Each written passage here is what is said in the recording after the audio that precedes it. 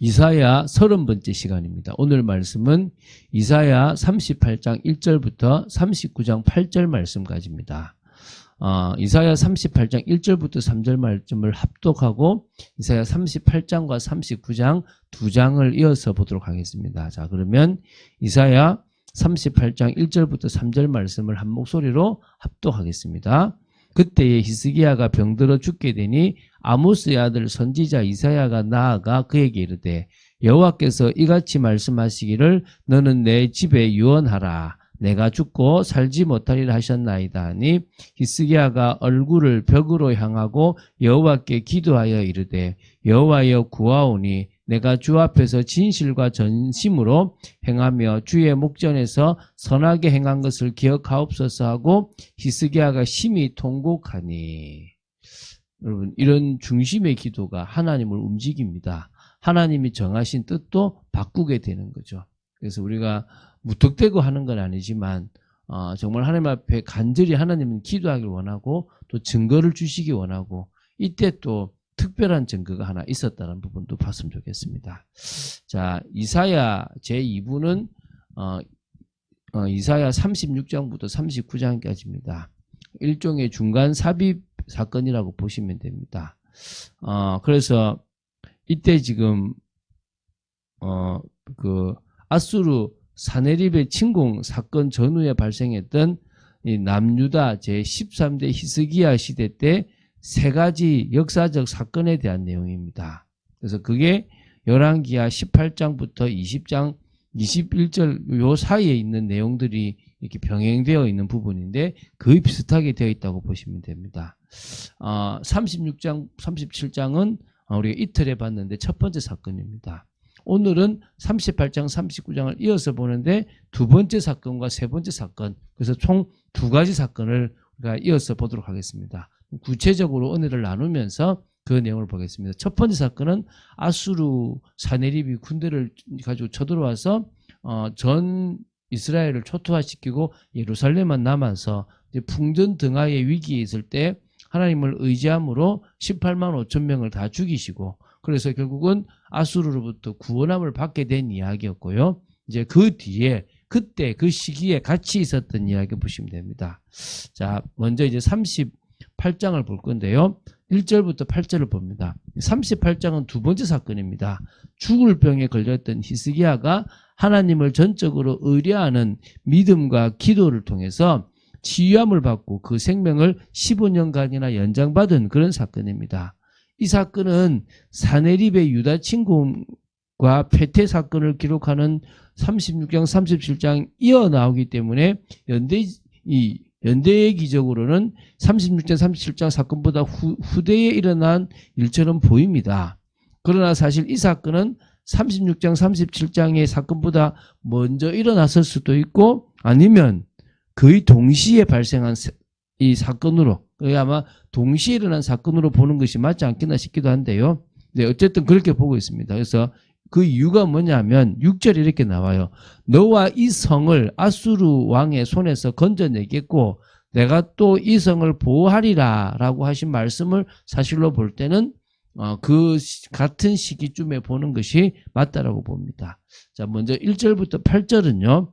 병들어 죽게 된 히스기야에게 하나님은 이사야를 통해서 당신의 뜻을 전달하셨고 그 소식을 들은 히스기야가 간절히 기도함으로 바로 병의 치유를 받고 생명의 연장을 받게 되는 그런 내용이라고 보시면 됩니다.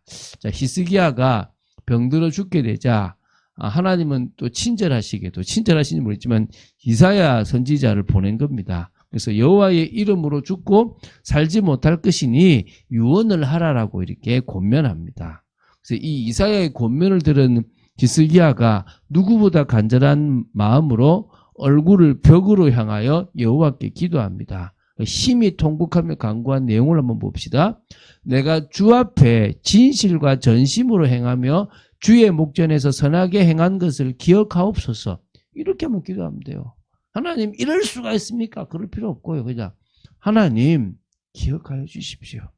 하나님 제가 주님 앞에 믿음으로 나아가려고 했던 것을 기억하여 주십시오. 그럴 만한 믿음의 삶을 사시면 될 줄로 믿습니다. 이때 이제 하나님이 이사야에게 바로 응답하셨어요.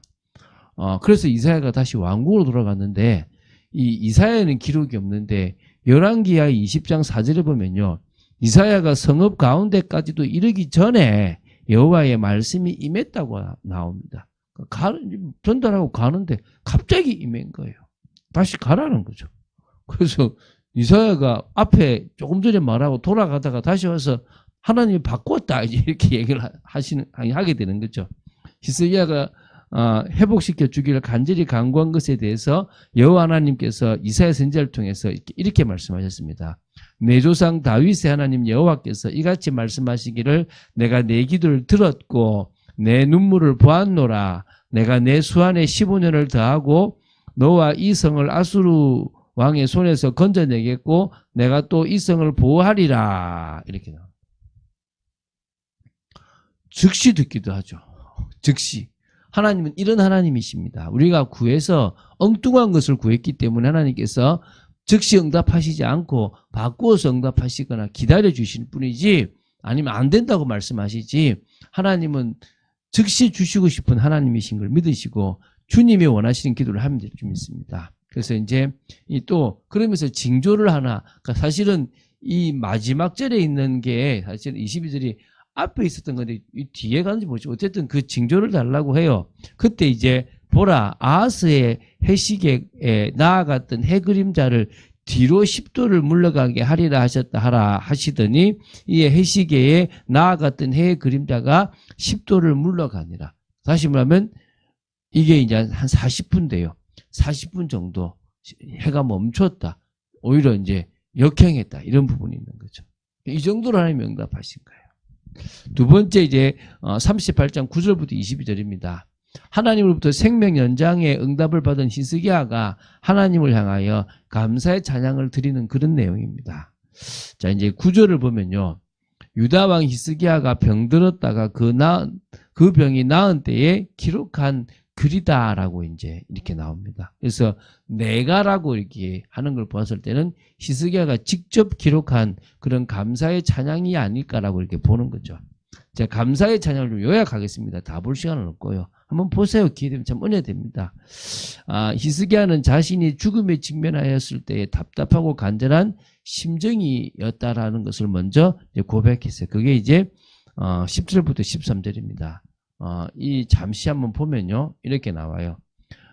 내가 말하기를 나의 중년에 서울의 문에 들어가고 나의 여생을 빼앗기게 되리라 하였도다. 내가 또 말하기를 내가 다시는 여호와를 배웁지 못하리니 산자의 땅에서 다시는 여호와를 배웁지 못하겠고 내가 세상의 거민 중에서 한 사람도 다시는 보지 못하리라 하였도다. 답답함을 막 얘기한 거죠. 그러면서 이제 또 그에 대해서 하나님께 드린 자신의 처절한 간구를 좀 회상하는 14절부터 16절 보면 좀 그렇게 기도하거든요. 나는 제비같이 학같이 지적이며 비둘기같이 슬피 울며 내 눈이 새하도록 앙망하나이다. 여호와여 내가 압제를 받사오니 나의 중보가 되옵소서. 막 이런 식으로 막 기도를 하는 겁니다. 그러면서 하나님께서 생명 연장의 응답을 베푸신 데 대하여 기뻐하며 감사의 고백이 이제 17절부터 20절도 나옵니다. 보옵소서 내게 큰 고통을 더하신 것은 내게 평안을 주려 하심이라. 주께서 내 영혼을 사랑하사 멸망의 구덩이에서 건지셨고 내 모든 죄를 주의 등 뒤에 던지셨나이다. 이렇게 쭉 고백 막 뒤에 하거든요.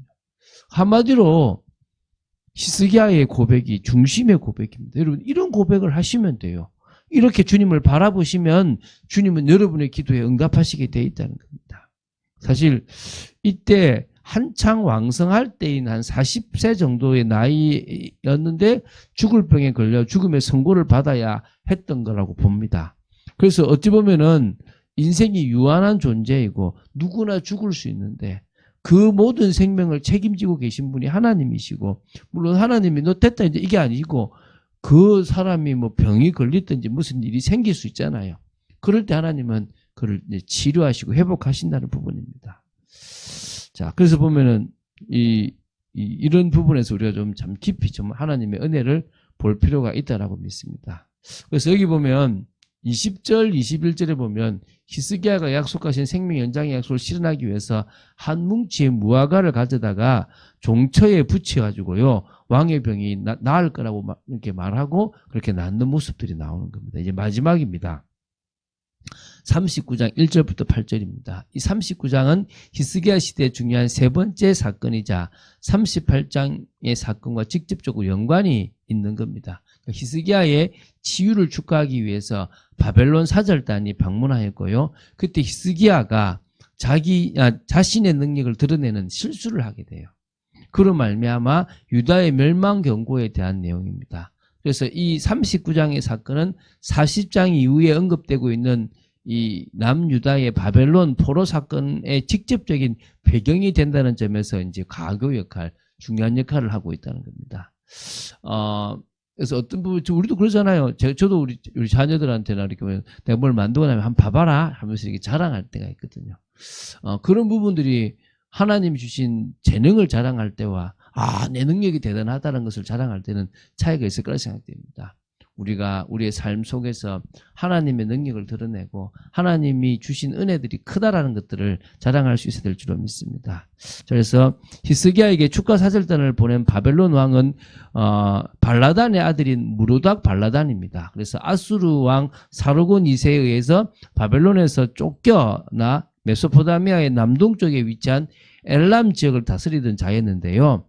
같이 반아수르 정책을 이렇게 이제 그 편결로 봐요. 그래서 같이 이 축가 사절단을 보내서 반아수르 정책을 같이 하자라고 얘기를 했고, 거기에 이 히스기야가 기쁘게 이제 같이 동참하면서 흔쾌히 동참하면서 그러면서 이제 뭡니까? 하나님보다 자신의 군사력이 더 세다는 것을 보이고 자신을 자랑하고 그것을 드러냈던 부분들이 결국은 하나님 보시기에 경거망동했던 행동이고, 그래서 그때 있었던 모든 물품이 다 바벨론으로 넘어가게 되는 그런 예언을 받게 되는 겁니다. 그래서 히스기야는 다윗 이래의 가장 선한 왕으로 불리기도 합니다. 요시야도 있지만 히스기야를 더 알아주기도 한대요. 그래서 히스기야마저도 중대한 실수를 범하였고, 그로 말미암아 하나님의 심판 경고를 들어야 했던 부분들이 있는 거죠. 그래서 결국 이 바벨론에 의해서 이 남유다가 멸망하게 될 것이라는 거죠. 그래서